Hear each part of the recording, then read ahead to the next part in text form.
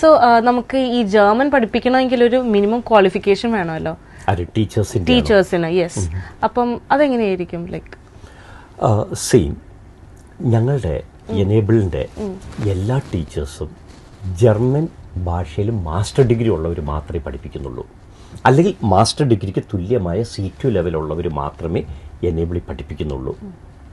പക്ഷേ ഇന്ന് അൺഫോർച്ചുനേറ്റ്ലി ഇന്ന് ഇന്ത്യയിൽ പ്രത്യേകിച്ച് കേരളത്തിൽ ഉള്ള പല ഇൻസ്റ്റിറ്റ്യൂട്ടുകളും വെറും B2 പാസ്സായ കുട്ടികളല്ല, B2ൻ്റെ കോഴ്സ് മാത്രം കംപ്ലീറ്റ് ചെയ്ത് പരീക്ഷ എഴുതി പാസ്സായിട്ടില്ല അങ്ങനെയുള്ള കുട്ടികളെ കൊണ്ടാണ് പഠിപ്പിക്കുന്നത്.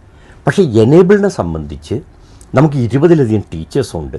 ഈ മുഴുവൻ ടീച്ചേഴ്സും ജർമ്മൻ ഭാഷയിൽ മാസ്റ്റർ ഡിഗ്രി അല്ലെങ്കിൽ മാസ്റ്റർ ഡിഗ്രിക്ക് തുല്യമായ ക്വാളിഫിക്കേഷൻ, ലൈക്ക് C1 C2 ഒക്കെ. യെസ്. അതില്ലാത്ത ഒരാൾ പോലും പഠിപ്പിക്കുന്നില്ല.